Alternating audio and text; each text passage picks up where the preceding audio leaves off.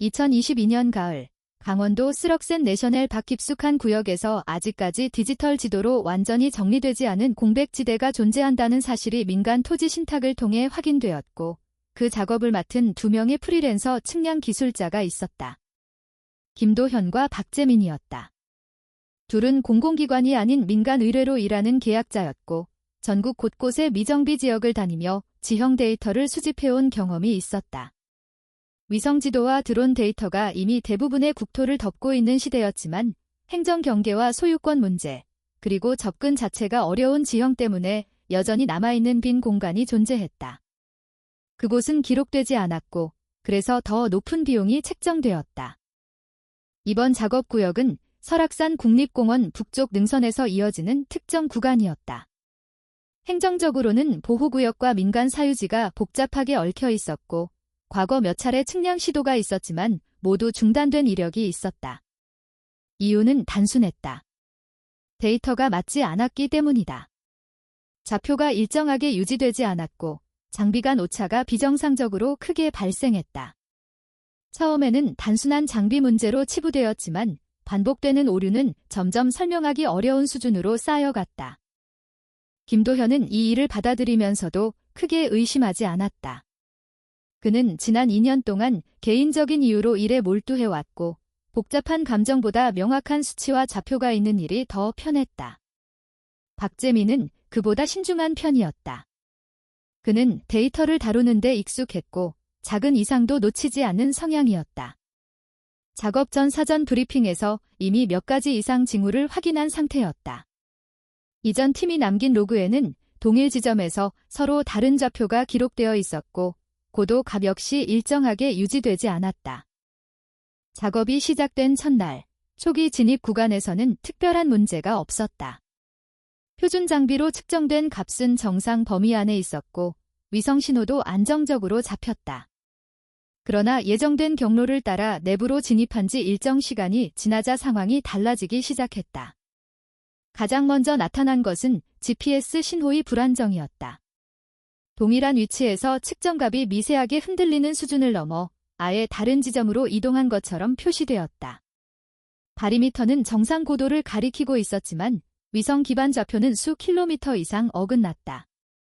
이 현상은 일시적인 간섭으로 보기에는 지속 시간이 길었다. 일반적으로 산악 지형에서는 전파 반사나 차폐로 인해 신호가 불안정해질 수 있지만 그 경우에도 일정한 패턴을 보이기 마련이었다. 그러나 이곳에서는 어떤 규칙성도 발견되지 않았다. 나침반 역시 반응 속도가 느려졌고 방향이 정착되기까지 평소보다 더 긴 시간이 필요했다. 박재민은 이 지점을 지나면서 이미 작업 중단을 고려해야 한다고 판단했다. 하지만 계약 조건상 최소한의 시각적 확인과 수동 측량이 필요했고 김도현은 그 기준만 충족하고 돌아갈 생각이었다. 현장의 분위기도 점점 달라졌다. 일반적인 산악 지역에서는 완전히 조용한 상태가 유지되기 어렵다. 바람소리, 낙엽의 마찰, 작은 생물의 움직임 같은 요소들이 항상 존재한다. 그러나 이 구역에서는 그런 자연스러운 배경이 사라진 것처럼 느껴졌다. 단순히 소리가 없는 것이 아니라 어떤 정보 자체가 차단된 듯한 상태였다. 이 점이 가장 먼저 두 사람의 판단을 흔들기 시작했다. 시간이 지나면서 장비의 오류는 더욱 뚜렷해졌다. 기록 장치는 계속 데이터를 쌓고 있었지만 그 값들이 서로 연결되지 않았다. 하나의 경로를 따라 이동하고 있음에도 불구하고 결과는 서로 다른 위치에서 수집된 것처럼 나타났다. 이는 단순한 측정 오차가 아니라 데이터 체계 자체가 무너지고 있다는 신호였다. 박재민은 이를 환경적 간섭으로 정의했지만 그 원인을 특정할 수 없었다. 그럼에도 불구하고 두 사람은 작업을 완전히 포기하지 않았다. 이유는 단순했다. 이미 이 지점까지 들어온 이상, 최소한의 확인 없이 돌아갈 경우 계약 자체가 무효가 될 수 있었기 때문이다. 그리고 무엇보다 이 이상 현상의 원인을 직접 확인해야 한다는 필요성이 점점 커지고 있었다. 특히 김도현에게는 그것이 단순한 호기심 이상의 의미를 갖기 시작했다. 설명되지 않는 현상은 그에게 일종의 집착으로 작용했다. 이 시점에서 두 사람의 역할은 명확히 나뉘었다. 박재민은 데이터를 검증하고 위험 요소를 판단하는 쪽에 집중했고, 김도현은 경로를 유지하며 목표 지점까지 접근하는 데 집중했다. 장비를 신뢰할 수 없는 상황에서 결국 남는 것은 육안과 경험이었다. 그들은 지도 대신 지형의 흐름을 따라 이동하기 시작했다. 그리고 바로 이 지점에서 이전 기록들에서는 언급되지 않았던 새로운 단서가 등장하기 시작한다. 그것은 자연적인 요소가 아니라 분명히 인간의 개입이 있었음을 보여주는 형태였다. 두 사람은 그 사실을 확인하게 되는 순간 지금까지 겪어온 모든 이상 현상이 단순한 자연 현상이 아닐 가능성을 처음으로 인식하게 된다. 장비 오류가 반복되는 상황에서도 작업을 중단하지 않은 결정은 결국 두 사람을 예상하지 못한 지점으로 이끌었다. 이전까지의 이상 현상은 설명하기 어렵지만 여전히 자연적인 범주 안에서 해석하려는 시도가 가능했다. 그러나 그 이후에 확인된 흔적은 분명히 인간의 의도가 개입된 결과였다. 이상 징후가 본격적으로 구체화된 것은 일정 시간이 지난 이후였다. 기존 경로를 따라 이동하던 도중 지형과 맞지 않는 형태의 구조물이 발견되었다. 그것은 자연적으로 형성될 수 없는 위치와 방식으로 배치되어 있었고 주변과 분리된 채 존재하고 있었다. 그 구조물은 대형 산업용 플라스틱 드럼통이었다. 흔히 건설 현장이나 공업시설에서 사용되는 규격이었으며 일반적인 산악 지역에서는 발견될 이유가 없는 물건이었다. 드럼통은 단순히 버려진 상태가 아니었다. 일정한 깊이로 매설되어 있었고 외부 환경으로부터 보호되도록 각도가 조정되어 있었다. 빗물이나 토사가 내부로 유입되지 않도록 설계된 형태였고 외부에서 쉽게 발견되지 않도록 위장되어 있었다. 이 점에서 이미 단순한 폐기물이 아니라 의도적으로 숨겨진 저작물이라는 판단이 가능했다. 박재민은 즉시 경계 수준을 높였다. 이런 형태의 은폐는 일반적인 개인의 행동 범위를 넘어서는 것이었고 불법 시설이나 위험 요소와 연결될 가능성이 높았다. 그는 작업 중단을 다시 제안했지만 김도현은 내부 확인이 필요하다고 판단했다. 이미 이 지점까지 들어온 이상 정체를 확인하지 않고 돌아가는 것은 더 큰 위험 요소를 남길 수 있다고 생각했다. 드럼통의 밀폐 상태는 매우 양호했다. 금속 고정링은 녹슬지 않았고 외부 표면에도 최근 관리된 흔적이 남아 있었다. 이는 오랜 기간 방치된 것이 아니라 지속적으로 유지되고 있었다는 의미였다. 내부를 확인하기로 결정한 순간 상황은 완전히 다른 방향으로 전개되기 시작했다. 뚜껑이 개방된 이후 드러난 내용물은 예상과 전혀 달랐다. 일반적으로 이러한 형태의 은폐 공간에서는 화학물질, 폐기물, 혹은 불법 생산과 관련된 물품이 발견되는 경우가 많았다. 그러나 내부는 전혀 다른 종류의 자료로 채워져 있었다. 수천 장에 달하는 영수증이 층을 이루고 있었고 그 사이에는 여러 개의 산업용 알루미늄 호일롤이 정리된 상태로 배치되어 있었다. 영수증은 단순히 모아둔 수준이 아니라 체계적으로 축적된 기록처럼 보였다. 일부는 오래되어 글자가 희미해졌고 일부는 비교적 최근에 출력된 상태였다. 날짜 범위는 약 3년에 걸쳐 있었으며 구매 항목은 특정 분야에 집중되어 있었다. 전자부품, 전력 관련 장비, 차폐 재료, 접지 장치 등 일반적인 생활과는 거리가 먼 품목들이 반복적으로 등장했다. 박재민은 이 데이터를 빠르게 분석했다. 동일한 지역 내 여러 상점에서 구매된 기록이었고 특정 카테고리의 물품이 지속적으로 축적되고 있었다. 특히 눈에 띄는 것은 구리 메쉬, 접지봉, 고용량 변압기, 그리고 전도성 차폐 테이프였다. 이는 모두 전자기 간섭을 차단하거나 조절하기 위한 장비에 사용되는 재료였다. 이 시점에서 상황의 성격이 명확해지기 시작했다. 누군가가 외부와의 전자기적 연결을 차단하기 위한 구조를 구축하고 있었고 그 과정에서 발생하는 모든 구매 기록을 의도적으로 제거하고 있었다. 단순히 물건을 숨기는 것이 아니라 흔적 자체를 없애기 위한 행동이었다. 김도현은 이 패턴을 하나의 프로젝트로 인식하기 시작했다. 무작위가 아닌 명확한 목적을 가진 작업이었다. 그리고 그 목적은 단순한 은폐가 아니라 특정 기능을 구현하기 위한 것이었다. 문제는 그 기능이 무엇인지, 그리고 왜 이곳에서 실행되고 있는지에 대한 답이 없다는 점이었다. 박재민은 위험성을 강조했다. 이러한 규모의 준비는 개인의 취미 수준을 넘어선 것이었고 법적 문제나 안전 문제와 직결될 가능성이 높았다. 특히 전력 장비와 차폐 재료가 결합된 경우 전자기적 사고나 화재 혹은 더 큰 피해로 이어질 수 있었다. 그는 즉시 이탈을 주장했지만 김도현은 이미 다음 단계로 사고가 이동하고 있었다. 이 발견은 단순한 이상 현상이 아니라 지금까지 경험한 모든 오류의 원인일 가능성을 제시했다.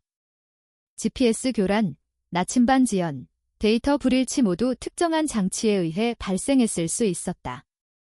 만약 이 가설이 맞다면 그 장치는 현재 위치보다 더 깊은 곳에 존재하고 있을 가능성이 높았다. 결국 선택은 하나였다. 돌아가거나 원인을 확인하거나. 김도현은 후자를 선택했다. 그는 이 현상이 단순한 위험 요소가 아니라 해결 가능한 문제라고 판단했다. 그리고 그 판단은 과거의 경험에서 비롯된 것이었다. 이해되지 않는 현상은 반드시 구조를 가지고 있으며 그 구조를 파악하면 통제할 수 있다는 믿음이었다. 박재민은 동의하지 않았지만 완전히 반대하지도 못했다.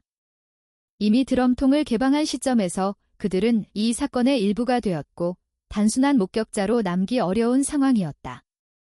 최소한의 확인 없이 돌아가는 것은 오히려 더 큰 불확실성을 남길 수 있었다. 두 사람은 드럼통을 다시 밀폐했다.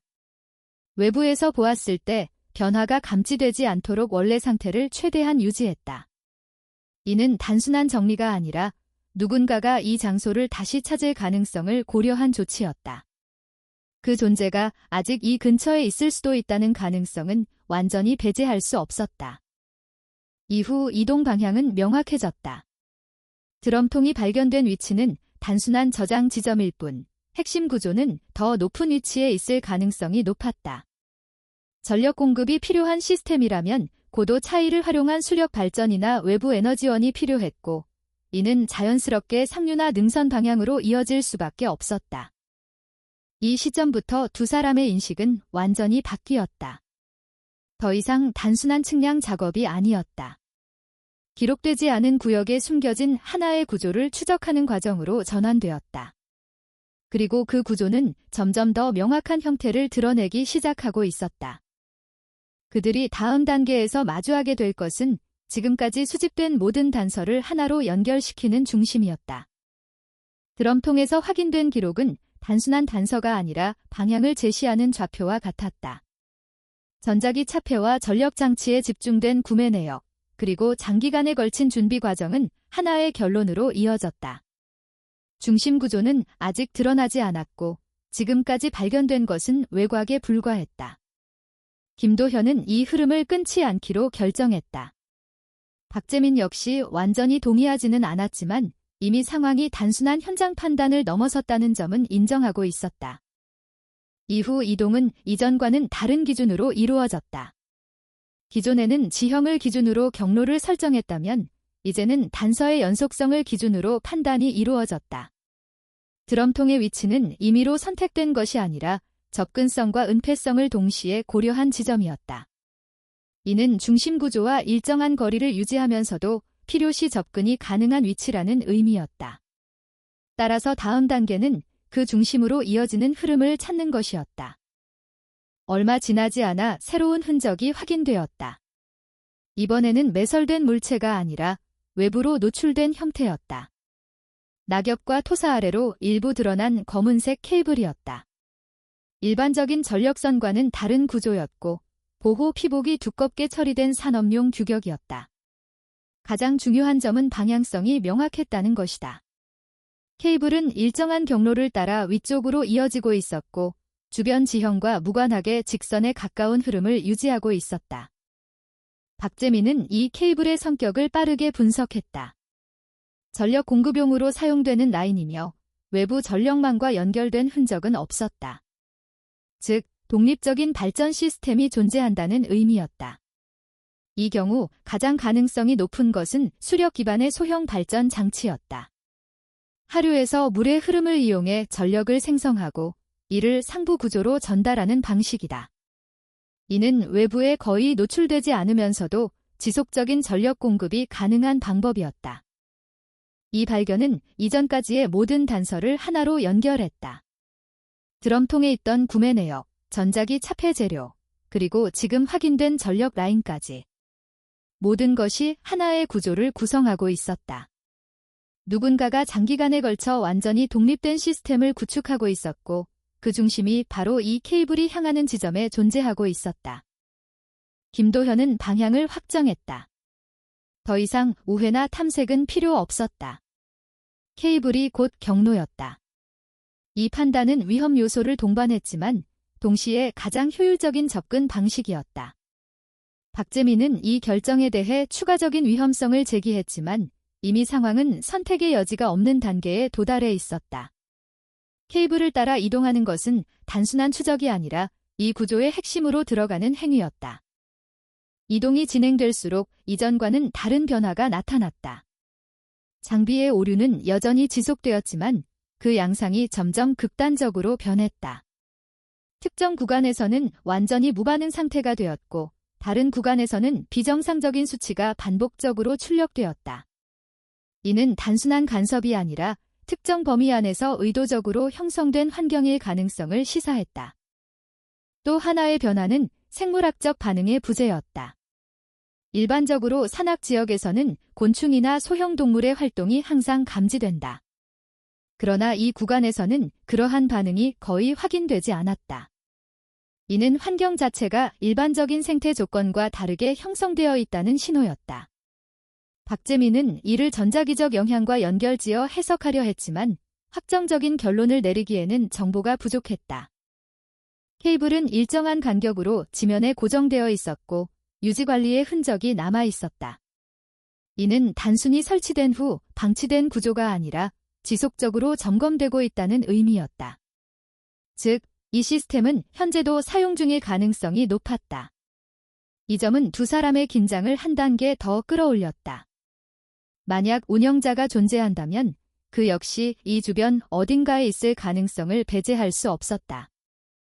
시간이 지나면서 케이블의 기울기가 점점 가팔라졌다. 이는 목적지가 가까워지고 있다는 신호였다. 동시에 전력 손실을 최소화하기 위한 설계로도 해석할 수 있었다. 전력 공급이 중요한 시스템일수록 중심 구조는 가능한 한 효율적인 위치에 배치된다. 이 경우 가장 합리적인 선택은 능선의 상단부였다. 결정적인 순간은 그 지점에서 찾아왔다. 케이블이 더 이상 지면을 따라 이어지지 않고 특정 공간으로 직접 연결되는 형태를 보이기 시작했다. 그 끝에는 명확한 구조물이 존재했다. 지금까지 간접적으로 추정해왔던 중심이 드디어 형태를 드러낸 것이다. 그 구조물은 일반적인 건축 방식과는 완전히 다른 특성을 가지고 있었다. 기본 형태는 단순한 목조 건물에 가까웠지만 외부는 전혀 다른 물질로 덮여 있었다. 표면은 금속성 반사 재질로 완전히 밀폐되어 있었고 틈이나 연결 부위가 거의 보이지 않았다. 이는 단순한 외장재가 아니라 기능을 가진 차폐 구조라는 점을 즉시 인식할 수 있는 형태였다. 가장 중요한 점은 그 구조물이 외부와 완전히 단절되어 있다는 것이었다. 창문으로 보이는 부분은 존재했지만 일반적인 투명 재질이 아니라 별도의 차폐 재료로 막혀 있었다. 출입구 역시 외부에서 쉽게 식별되지 않는 형태였다. 이는 접근 자체를 제한하기 위한 설계였다. 박재민은 이 구조를 확인하는 순간 이전까지의 모든 가설을 확정지었다. 이것은 단순한 은폐 시설이 아니라 완전한 전자기 차단 공간이었다. 흔히 이론적으로만 언급되는 대규모 차폐 구조, 즉 건축 단위의 파라데이 케이지가 실제로 구현된 형태였다. 김도현 역시 같은 결론에 도달했다. 그리고 동시에 또 다른 판단이 이루어졌다. 지금까지의 모든 이상 현상은 이 구조에서 발생한 결과일 가능성이 높았다. GPS 오류, 나침반 지연, 데이터 왜곡, 생태 반응의 변화까지.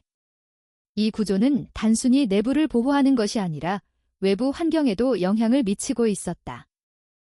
이 시점에서 선택지는 다시 한번 주어졌다. 여기서 멈추고 돌아갈 것인가, 아니면 내부를 확인할 것인가.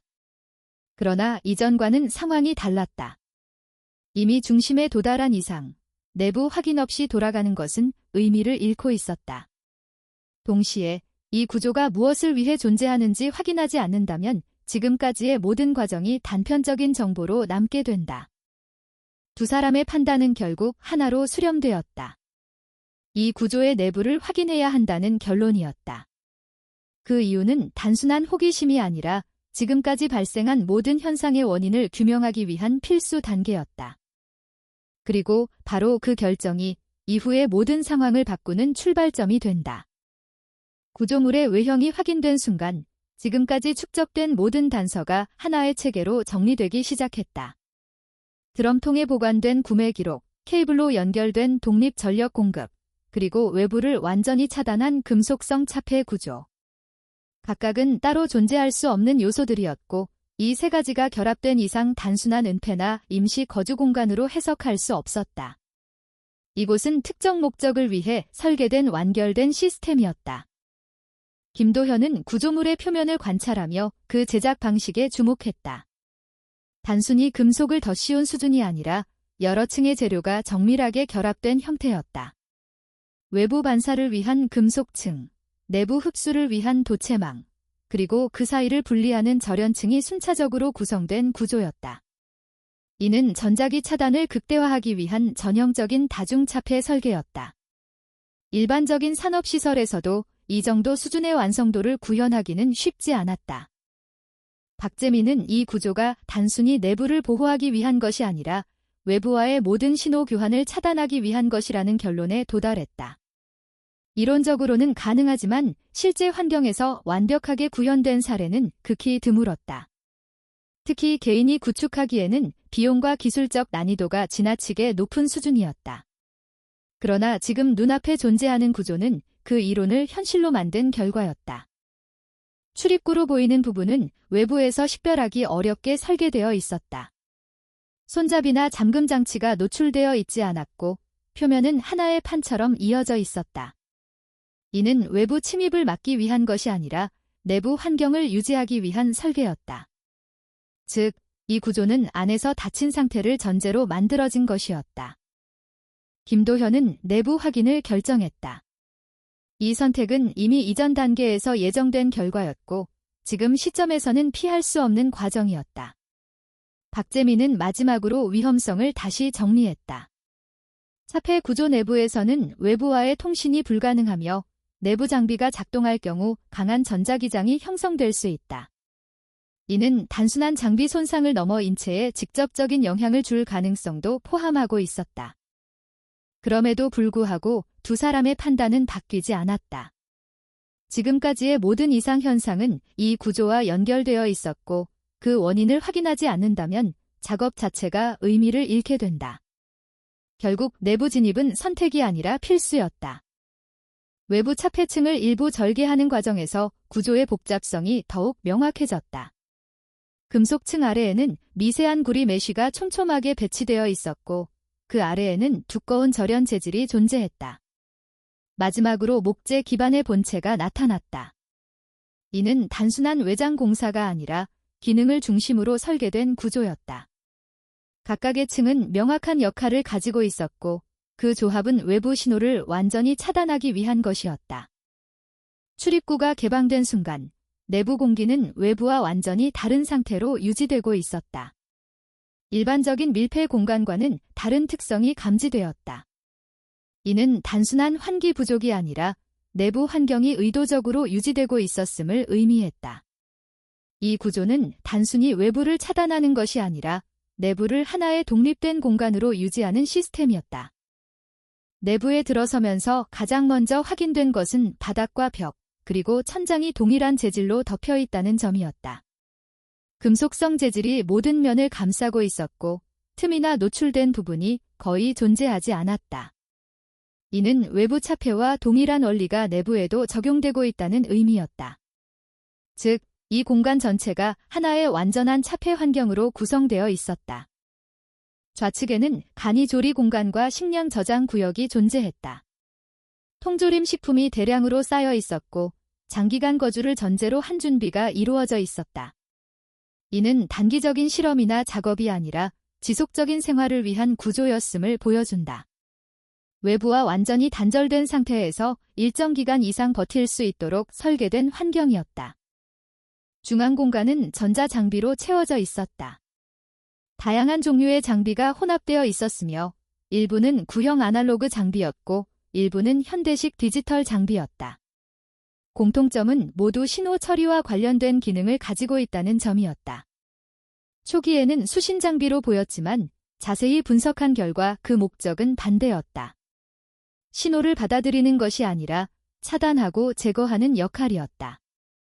박재민은 이 시스템을 하나의 대형 노이즈 발생 장치로 해석했다. 외부에서 들어오는 모든 전자기 신호를 무작위 잡음으로 덮어버리는 구조였다.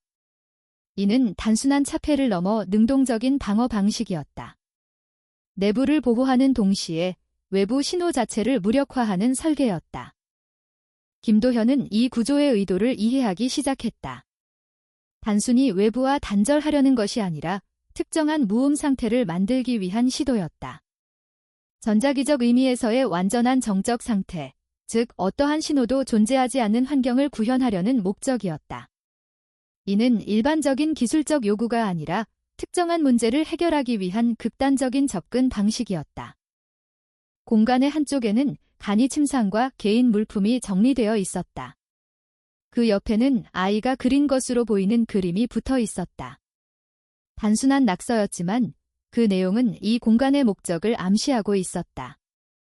보호와 차단이라는 개념이 시각적으로 표현되어 있었고 이는 단순한 생활 공간 이상의 의미를 가지고 있었다. 반대편에는 구조 전체를 설명하는 도면이 부착되어 있었다. 손으로 그린 설계도였으며 각 구역의 기능이 구분되어 있었다. 반사, 흡수, 차단이라는 세 가지 단계가 명시되어 있었고 최종 목표는 완전한 정지 상태였다.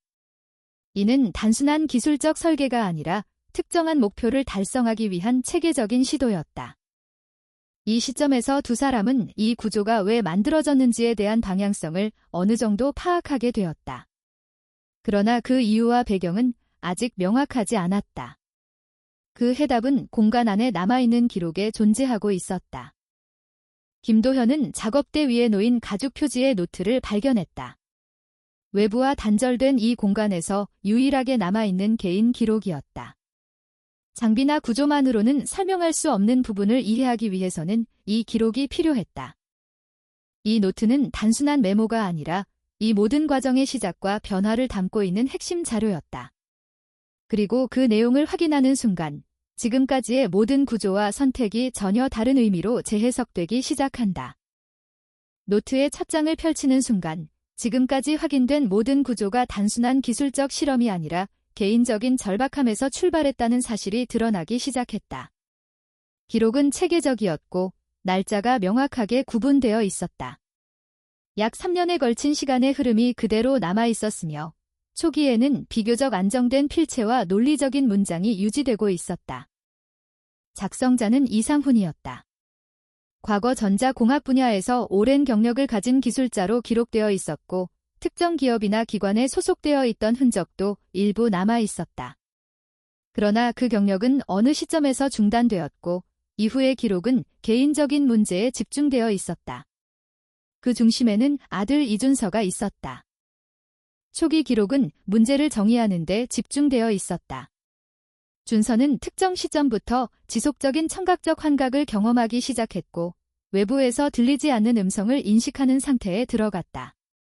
의료기관에서는 이를 전형적인 정신질환으로 분류했고 약물 치료를 권장했다. 그러나 이상훈은 그 진단을 받아들이지 않았다. 그는 아들의 상태를 단순한 신경학적 문제로 보지 않았고 외부 자극에 의한 반응으로 해석하기 시작했다. 그의 판단 근거는 기술적인 영역에서 출발했다. 특정 주파수 대역에서의 신호 간섭, 그리고 인간의 신경계가 그 신호를 어떻게 인식할 수 있는지에 대한 이론적 가능성. 그는 이를 완전히 부정할 수 없다고 생각했고 그 가설을 검증하기 위한 방법을 찾기 시작했다. 그 과정에서 가장 먼저 시도된 것은 일반적인 차폐였다. 전자기 간섭을 줄이기 위한 소형 장치와 간단한 차단 구조가 사용되었다. 기록에 따르면 초기 단계에서는 일정 수준의 변화가 관찰되었다. 준서가 인식하는 소리의 강도가 약해졌고 반응이 줄어드는 경향이 나타났다. 이는 이상훈의 가설을 강화하는 결과였다.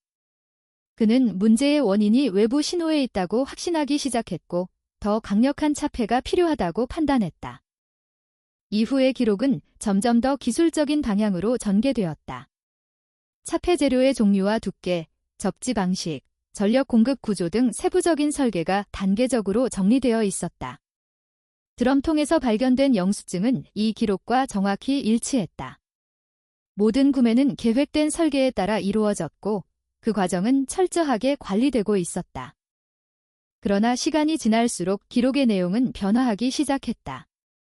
필체는 점점 불안정해졌고 문장의 구조도 단순해졌다. 초기에는 명확한 원인과 결과를 구분하려는 시도가 있었지만 이후에는 결과에 대한 집착이 강해졌다. 준서의 상태는 기대했던 방향으로 개선되지 않았고 오히려 새로운 양상이 나타나기 시작했다. 특정 시점 이후 준서는 소리의 존재를 더욱 확신하게 되었고 그것이 외부에서 전달되는 신호라는 인식이 강화되었다. 이는 이상훈의 가설과 일치하는 부분이었지만 동시에 문제를 더 복잡하게 만들었다. 차폐를 강화할수록 해결되어야 할 문제가 오히려 심화되는 양상이 나타났다. 이상훈은 이를 누출로 정의했다. 완벽한 차단이 이루어지지 않았고 일부 신호가 여전히 내부로 침투하고 있다는 판단이었다. 이 시점부터 그의 접근 방식은 점점 더 극단적으로 변하기 시작했다. 단순한 차단을 넘어 외부 신호 자체를 제거해야 한다는 방향으로 사고가 이동했다. 기록에는 차폐 구조의 단계적 확장이 상세히 남아 있었다. 외부 반사층의 추가, 내부 흡수층의 강화, 접지 시스템의 확장, 그리고 능동형 노이즈 생성 장치의 도입까지.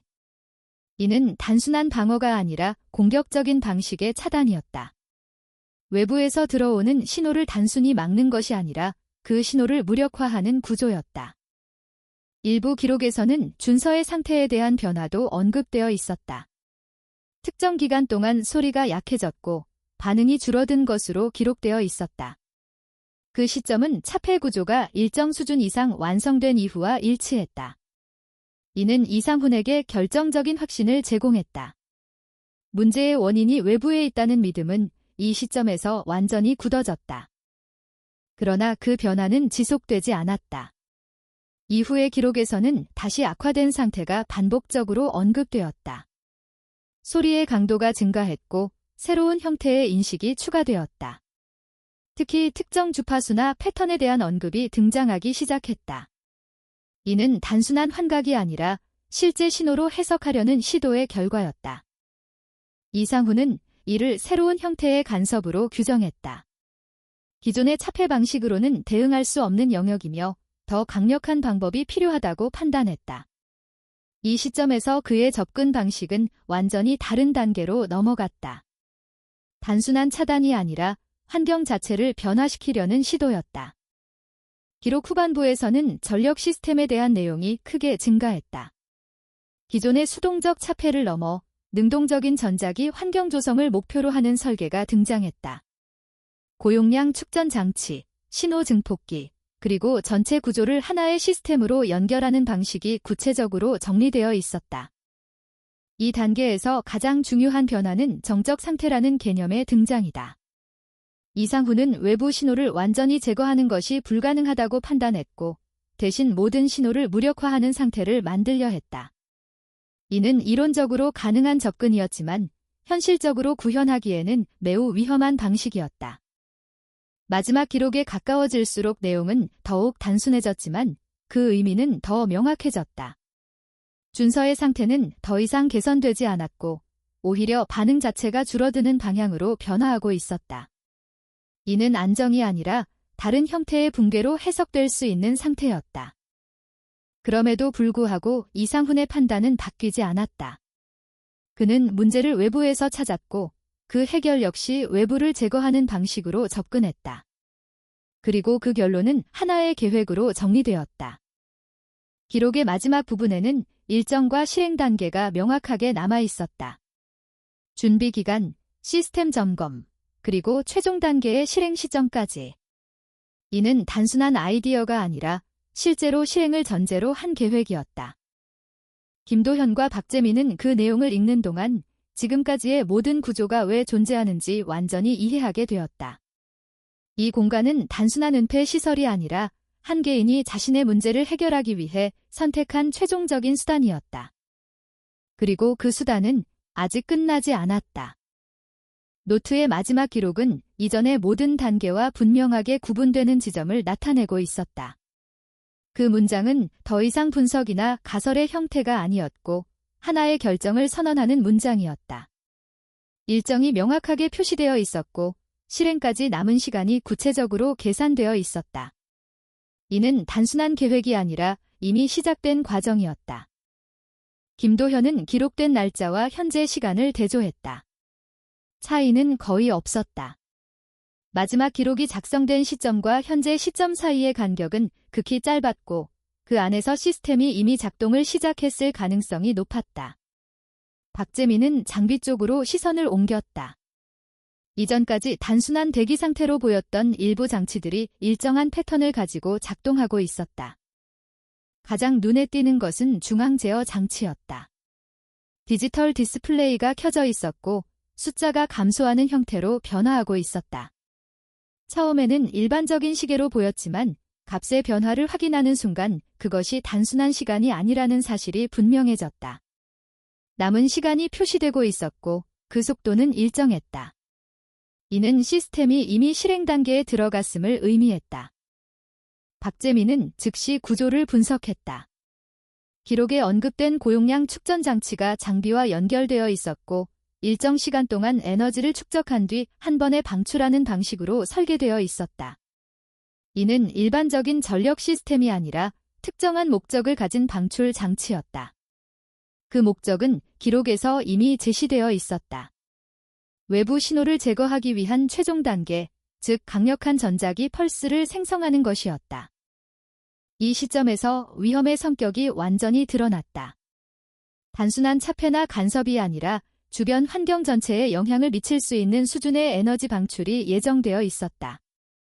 이는 단순히 장비를 파괴하는 수준을 넘어 인체에도 영향을 줄 수 있는 강도였다. 특히 차폐 구조 내부에서 그 영향을 직접적으로 받을 경우 그 결과는 예측하기 어려웠다. 김도현은 상황을 빠르게 정리했다. 시스템은 이미 작동 중이며 남은 시간은 매우 제한적이다. 장비를 정지시키기 위한 조작 방법은 기록에 존재하지 않았고 외부에서 강제로 중단할 수 있는 구조도 아니었다. 즉, 이 공간 안에서 할 수 있는 선택지는 거의 없었다. 유일하게 가능한 것은 즉시 이탈하는 것이었다. 박재민은 동시에 또 다른 문제를 지적했다. 이 구조는 단순히 내부에서만 작동하는 것이 아니라 외부와 연결된 시스템이었다. 케이블을 통해 외부 배열과 연결되어 있었고 이는 펄스가 특정 방향으로 방출될 수 있다는 의미였다. 단순한 내부 방출이 아니라 능선 전체를 대상으로 하는 확장된 시스템일 가능성이 높았다. 이 판단은 상황을 더욱 긴박하게 만들었다. 단순히 이 공간을 벗어나는 것만으로는 충분하지 않을 수 있었다. 일정 거리 이상 이탈해야만 영향을 피할 수 있었고 그 거리는 현재 위치에서 즉시 확보하기 어려운 수준이었다. 그러나 선택의 여지는 없었다. 시간은 계속 줄어들고 있었고 남은 여유는 거의 없었다. 김도현은 노트를 접어 보관했다. 이 기록은 이후 상황을 설명하는데 중요한 증거가 될 수 있었다. 동시에 이 공간의 의미를 이해하는 데 필요한 핵심 자료이기도 했다. 그러나 지금 단계에서는 그것보다 우선해야 할 것이 있었다. 생존이었다. 두 사람은 내부 구조를 빠르게 벗어나기 위한 경로를 확인했다. 출입구는 이미 개방된 상태였고 추가적인 장애물은 없었다. 문제는 이동 속도와 거리였다. 차폐 구조 내부에서는 장비가 제대로 작동하지 않았고 외부로 나간 이후에도 전자기 간섭이 지속될 가능성이 높았다. 결국 남는 것은 물리적인 이동뿐이었다. 출입구를 통과하는 순간 내부와 외부의 차이는 명확하게 드러났다. 차단된 공간에서 벗어났지만 상황은 전혀 안정되지 않았다. 오히려 시스템이 작동하고 있다는 신호가 더 분명하게 감지되기 시작했다. 장비의 반응이 비정상적으로 변했고 일부 기능은 완전히 정지된 상태였다. 박재민은 남은 시간을 다시 계산했다. 디스플레이에서 확인된 값과 현재 이동 속도를 기준으로 안전거리까지 도달할 수 있는지 여부를 판단해야 했다. 계산 결과는 명확하지 않았다. 이론적으로는 가능했지만 변수들이 너무 많았다. 특히 지형과 이동 경로의 불확실성이 가장 큰 문제였다. 김도현은 방향을 즉시 결정했다. 이전에 올라왔던 경로를 그대로 사용하는 것이 가장 효율적이었다. 새로운 경로를 찾을 시간은 없었고 이미 확인된 경로를 따라 최대한 빠르게 이탈하는 것이 유일한 선택이었다. 이 판단은 위험을 최소화하기 위한 최적의 선택이었다. 이동이 시작된 이후 시스템의 반응은 점점 더 뚜렷해졌다. 장비에서 발생하는 미세한 진동과 전기적 간섭이 점점 강해졌고 이는 펄스가 준비 단계에 들어갔음을 의미했다. 축전 장치가 충전 상태에 도달하고 있었고 방출 직전의 상태에 가까워지고 있었다. 박재민은 마지막으로 중요한 정보를 정리했다. 이 펄스는 단순한 전자기 방출이 아니라 특정 범위를 대상으로 하는 고출력 신호였다. 그 범위 안에 있을 경우 모든 전자장비는 즉시 기능을 상실하게 된다. 또한 인체에 직접적인 영향을 줄 가능성도 배제할 수 없었다. 특히 심장과 같은 전기 신호에 의존하는 기관은 위험에 노출될 수 있었다. 시간은 계속 줄어들고 있었고 계산은 더 이상 의미를 가지지 않았다.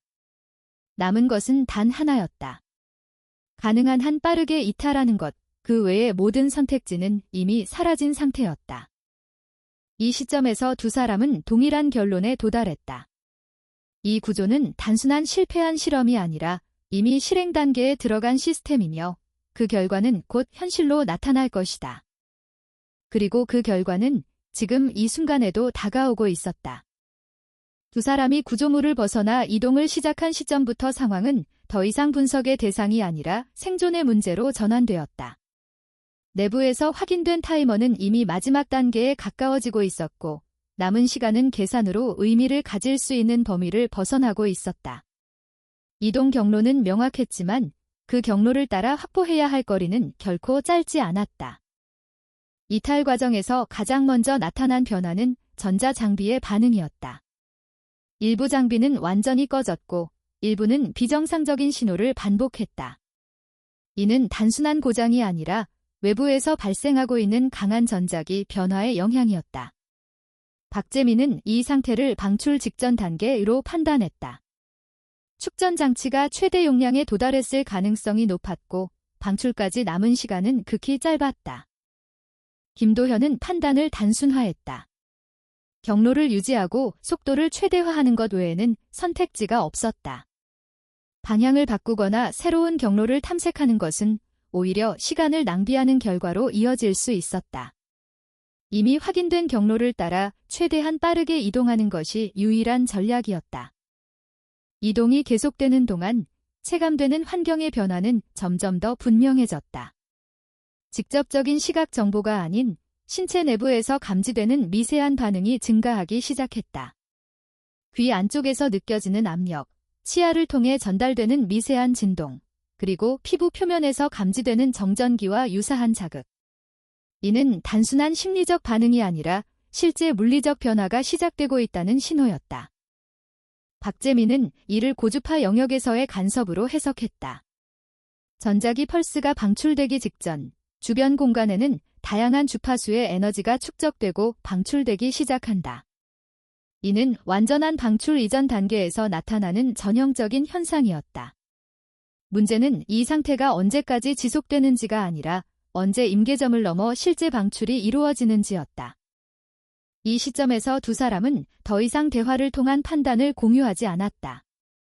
각자의 역할은 이미 명확했고 추가적인 정보 교환은 오히려 집중력을 분산시킬 수 있었다. 김도현은 경로 유지에 집중했고 박재민은 시스템의 상태와 남은 시간을 추정하는 데 집중했다. 일정 거리를 이동한 이후 가장 결정적인 변화가 발생했다. 모든 소리가 갑자기 사라진 것이 아니라 기존에 감지되던 모든 정보가 한순간에 단절되는 상태가 나타났다. 이는 단순한 정적이 아니라 완전한 차단에 가까운 상태였다. 그리고 그 직후 단일한 충격이 공간 전체를 통과하는 형태로 전달되었다. 이 충격은 소리로 인식되기보다 압력의 변화로 먼저 감지되었다. 공기 자체가 순간적으로 밀려나가는 듯한 느낌이 전달되었고 이어서 전신에 걸쳐 강한 정전기 자극이 발생했다. 이는 기록에서 언급된 전자기 펄스가 실제로 방출되었음을 의미했다. 박재민은 즉시 상태를 점검했다. 가장 먼저 확인한 것은 자신의 신체 반응이었다. 심장 박동과 호흡 상태에 이상이 없는지 확인하는 것이 우선이었다. 이후 장비를 확인했지만 예상대로 대부분의 전자장치는 이미 기능을 상실한 상태였다. 시계, GPS, 통신 장비 모두 반응이 없었고 일부는 완전히 꺼진 상태로 유지되고 있었다. 김도현 역시 동일한 상태를 확인했다. 직접적인 신체 손상은 없었지만 순간적인 충격은 분명하게 감지되었다. 이는 펄스의 강도가 일정 수준 이상이었다는 것을 의미했다. 그러나 가장 중요한 것은 두 사람이 여전히 이동 가능한 상태를 유지하고 있다는 점이었다. 펄스 방출 이후 주변 환경은 다시 이전과 다른 형태로 변했다.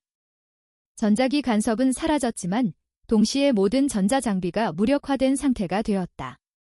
이는 단순한 장애가 아니라 해당 범위 내의 모든 전자 시스템이 초기화된 것과 같은 결과였다. 박재민은 이 범위를 대략적으로 추정했다. 최소 수 킬로미터 이상의 반경이 영향을 받았을 가능성이 높았다. 이제 남은 문제는 이 상태에서 안전하게 이탈하는 것이었다. 기존에 의존하던 장비는 사용할 수 없었고 방향 판단 역시 제한된 정보에 의존해야 했다. 그러나 다행히 이동 경로는 이미 한 번 통과한 구간이었고 지형에 대한 기본적인 기억이 남아 있었다. 이동은 계속되었고 시간이 흐르면서 신체 반응은 점차 안정되기 시작했다. 전자기 간섭이 사라진 이후 내부적인 긴장 상태도 조금씩 완화되었다. 그러나 완전히 안심할 수 있는 상태는 아니었다. 펄스가 단일 방출로 끝났는지 아니면 추가적인 작동이 예정되어 있는지에 대한 정보가 없었기 때문이다. 일정 시간이 지난 후 두 사람은 처음 차량을 주차해둔 지점에 도달했다. 가장 먼저 확인한 것은 차량의 상태였다. 전자식 잠금 장치는 반응하지 않았지만 물리적인 방식으로 접근은 가능했다. 시동 장치 역시 전자식 제어가 일부 영향을 받았지만 완전히 손상된 상태는 아니었다. 이는 차량이 펄스의 중심에서 일정 거리 이상 떨어져 있었기 때문으로 판단되었다. 엔진이 정상적으로 작동하는 것이 확인된 이후 두 사람은 즉시 해당 지역을 이탈하기로 결정했다. 다음 단계는 명확했다.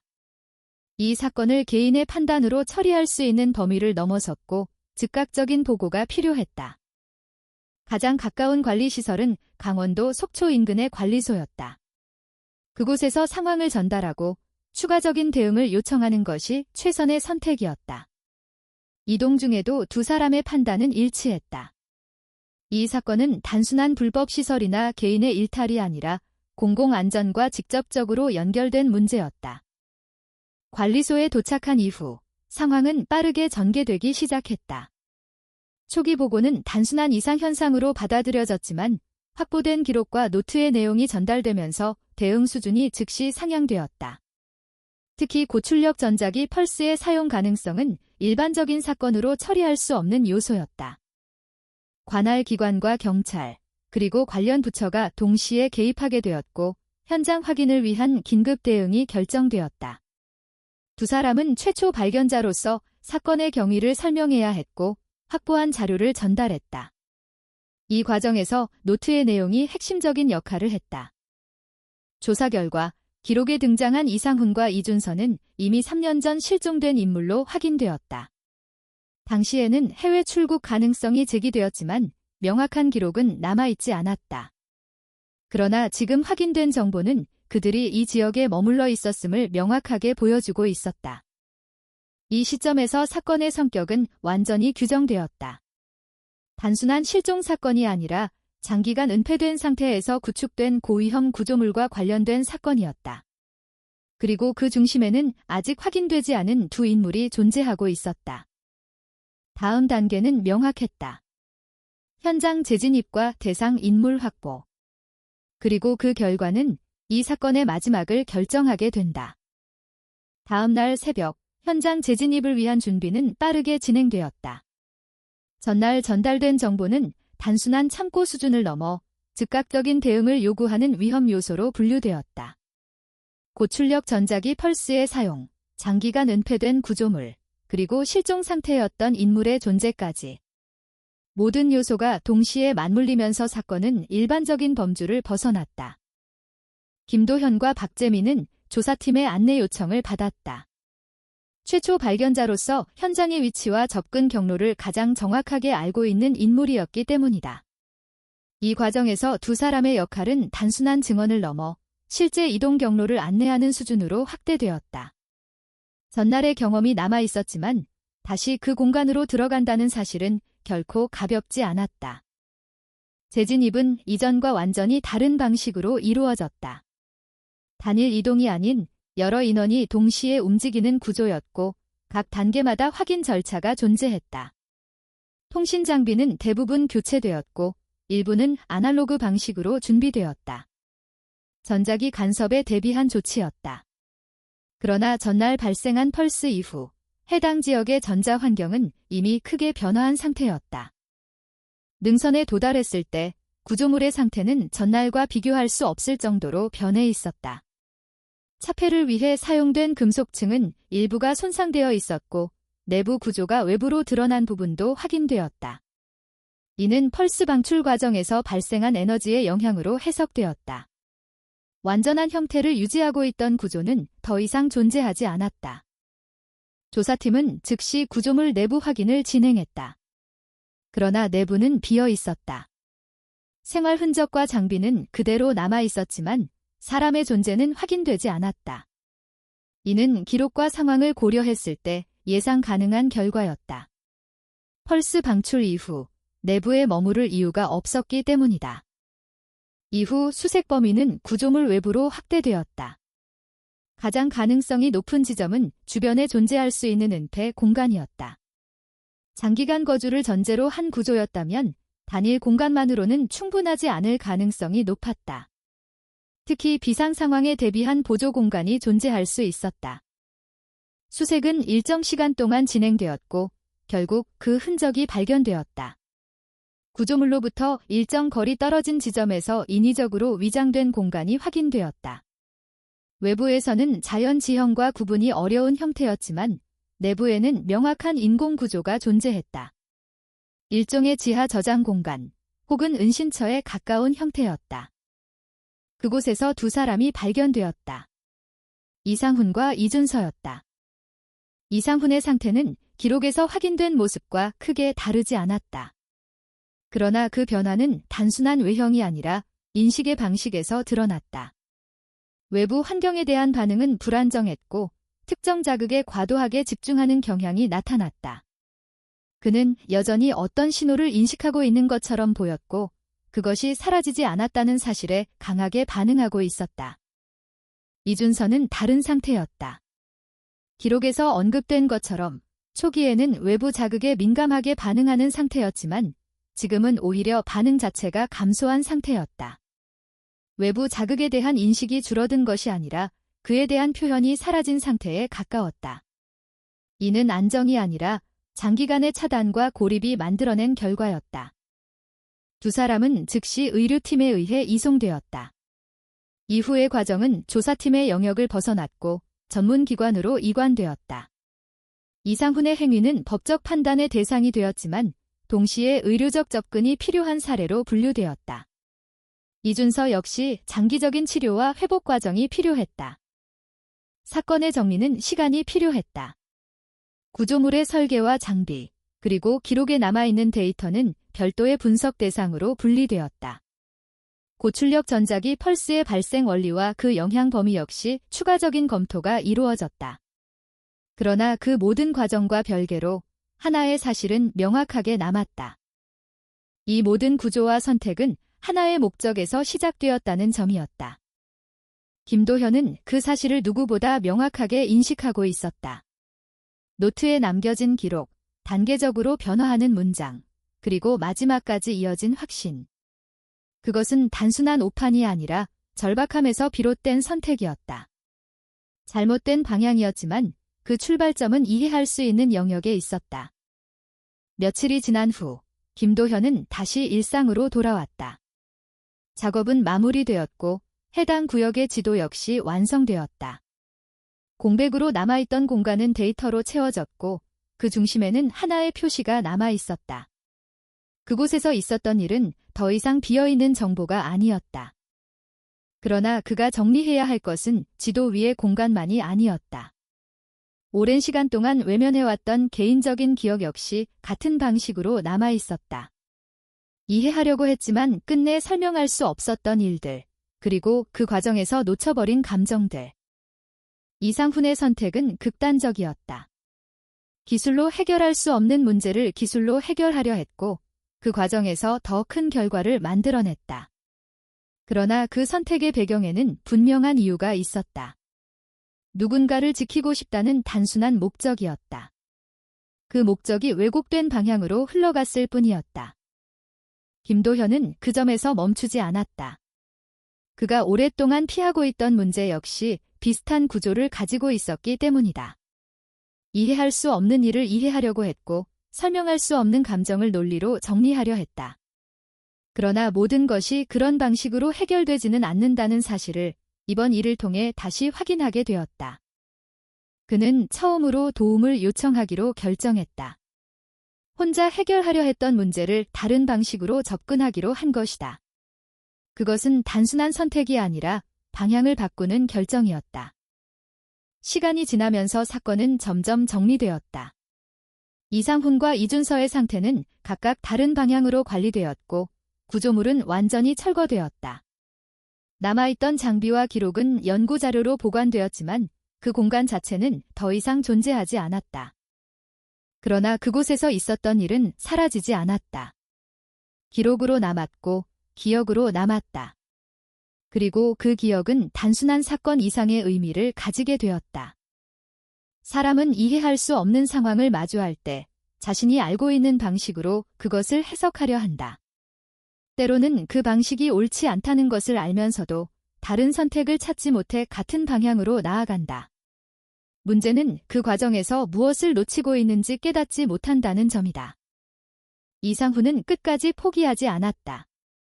그가 선택한 방법은 틀렸지만 포기하지 않았다는 사실 자체는 변하지 않는다. 그리고 그 결과는 결국 다른 사람의 개입을 통해 멈춰졌다. 김도현은 그 과정을 보면서 하나의 결론에 도달했다. 혼자서 모든 것을 해결하려는 시도는 결국 한계에 부딪힌다는 점이었다. 어떤 문제는 혼자서 풀 수 없고 어떤 감정은 혼자서 정리할 수 없다. 그 사실을 인정하는 것이 문제를 해결하는 첫 번째 단계일 수 있다는 것을 그는 뒤늦게 이해했다. 조용했던 그 공간은 더 이상 존재하지 않았지만 그곳에서 드러난 것은 단순한 기술이나 사건이 아니었다. 그것은 사람이 끝까지 붙잡고 있는 어떤 마음에 대한 이야기였다. 그리고 그 마음은 잘못된 방향으로 갈 수도 있지만 동시에 다시 돌아올 수 있는 가능성도 가지고 있었다. 오늘 이야기를 끝까지 들어주신 모든 분들께 진심으로 감사드립니다. 바쁜 일상 속에서도 시간을 내어 이 이야기에 귀 기울여 주신 것만으로도 큰 의미가 있다고 생각합니다. 이 이야기는 단순한 사건이 아니라 우리가 살아가면서 마주하게 되는 이해와 오해, 그리고 선택의 방향에 대해 다시 생각해 보게 합니다. 때로는 누군가를 지키고 싶다는 마음이 올바른 방법을 잃어버릴 수도 있다는 사실, 그리고 혼자서 모든 것을 해결하려 하기보다 도움을 요청하는 용기가 얼마나 중요한지 느끼셨기를 바랍니다. 우리의 삶 속에서도 설명하기 어려운 순간들이 찾아오지만 그럴 때일수록 서로의 이야기를 나누고 함께 고민하는 것이 더 나은 길로 이어질 수 있습니다. 오늘 이야기가 여러분께 작은 울림과 따뜻한 생각을 남겼다면 그것만으로도 이 콘텐츠의 목적은 충분히 이루어졌다고 믿습니다. 저희 채널을 응원해 주시고 싶다면 영상의 좋아요를 눌러주시고 아래에 여러분의 소중한 생각을 댓글로 남겨주세요. 또한 앞으로도 더 많은 이야기로 찾아갈 수 있도록 구독도 함께 부탁드립니다. 여러분의 작은 참여가 저희에게는 큰 힘이 됩니다. 다시 한번 진심으로 감사드립니다.